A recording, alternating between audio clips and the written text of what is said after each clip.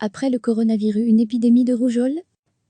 Fièvre jaune, diphtérie, rougeole, hépatite, polio. Toutes les campagnes de vaccination sont suspendues depuis le 26 mars, sur recommandation de l'Organisation mondiale pour la santé, OMS. Une mesure préconisée pour assurer la distanciation sociale nécessaire à l'endiguement du coronavirus.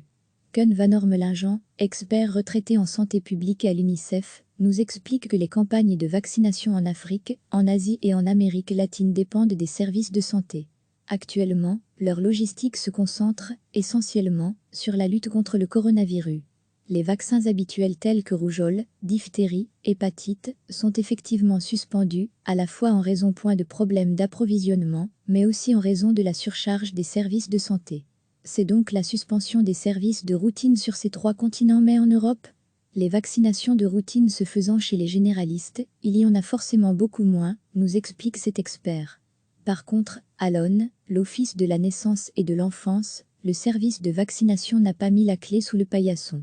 Ces bénévoles n'assistent plus le médecin de l'ONU, mais les parents peuvent toujours faire vacciner leur nouveau-né dans le centre ONU le plus proche. Tout au plus, les rendez-vous sont espacés pour éviter le croisement des familles et des mesures d'hygiène, clairement expliquées dans cette vidéo réalisée par l'ONU, sont à respecter.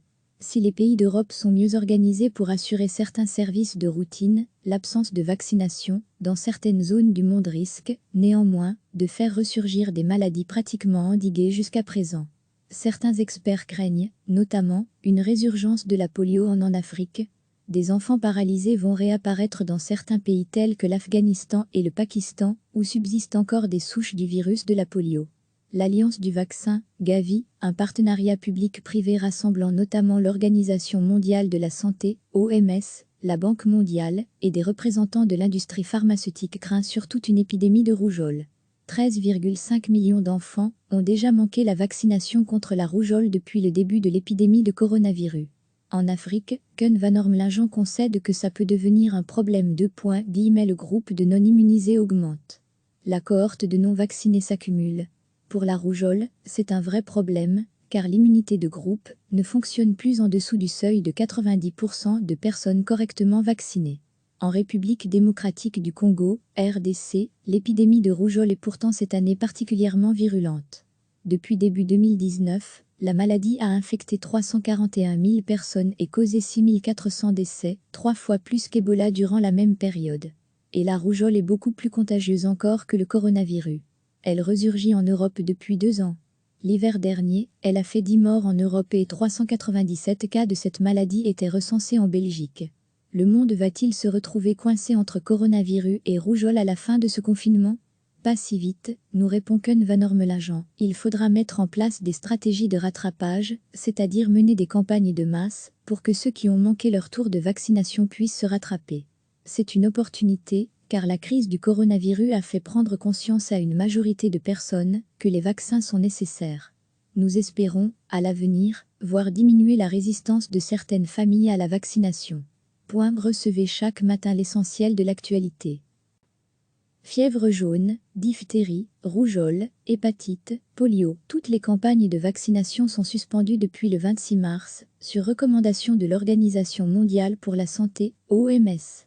Une mesure préconisée pour assurer la distanciation sociale nécessaire à l'endiguement du coronavirus.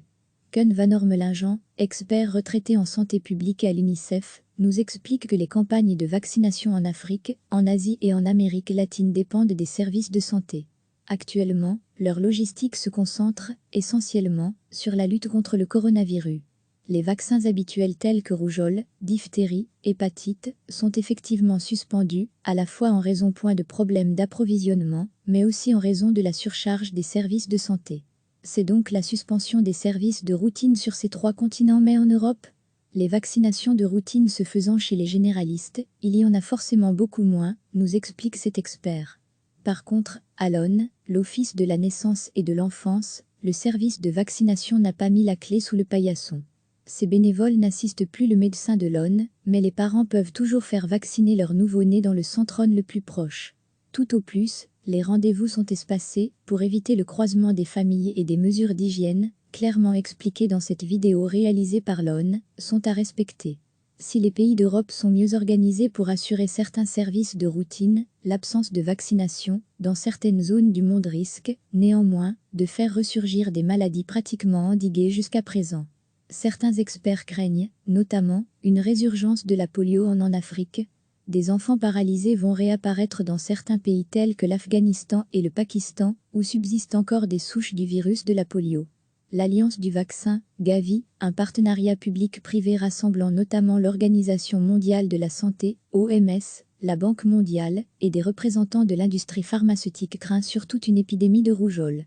13,5 millions d'enfants ont déjà manqué la vaccination contre la rougeole depuis le début de l'épidémie de coronavirus.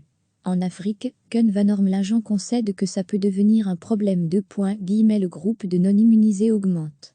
La cohorte de non-vaccinés s'accumule.